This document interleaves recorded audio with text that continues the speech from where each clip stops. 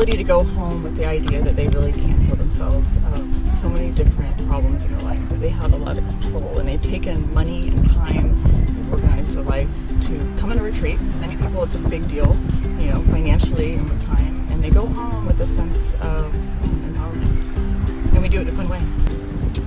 Yoga is a lifestyle. A lot of people think yoga is classes. It's becoming more of a known entity, I think, in the yoga world, that there's a whole lifestyle around the practice, the movement of these postures.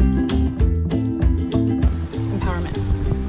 The ability to know that they have the power, they have the will, if they so desire, to create a life that they want through the changes that they might need to make. It teaches them purification and rejuvenation, which is the key to longevity.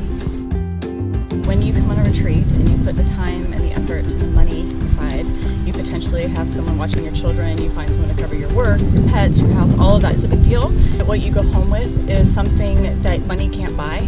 You're going home with a desire to be well, and I can't remember really anyone that's left one of these retreats, any retreat that's really well thought out and is about healing, that doesn't go home empowered and ready to like, how do I keep doing this?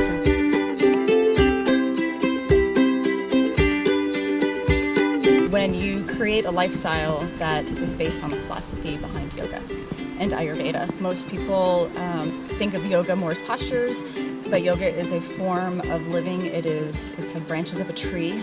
There are so many different parts of the practice that are important for wellness and realizing our own self-empowerment. And Ayurveda teaches us how to stay in harmony with nature, to understand our own true constitution. We call it dosha in Ayurveda, which governs all of the energies in the universe. So it's blending in body, mind, spirit with how we live and according to our own true nature in harmony with the environment around us. And many times it exposes the imbalances that we have in our life that we've created for ourselves.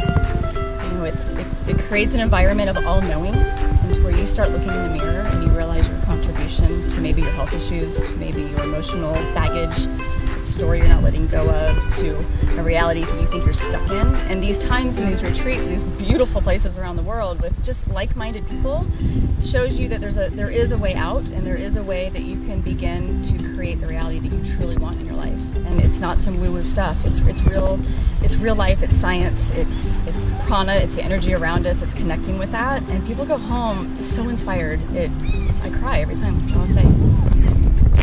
So with Ayurveda, it teaches you ways to live a very simple way of eating and creating first aid kits and healing your kids when they get a cough and dealing with stomach bugs and constipation and skin issues. All these things have a root cause, and Ayurveda teaches us in a simple way, once you pay attention, what you can do at home, what you can do in your kitchen, what you can do in your bedroom. I'm a teacher. I am a practitioner also. I help people that when they're not well or when they are looking for preventative ways to maybe fight a genetic issue that they know they have proclivity for, or to handle onsets of serious disorders and diseases, sometimes even cancer, because they want to do something that makes sense, that's natural.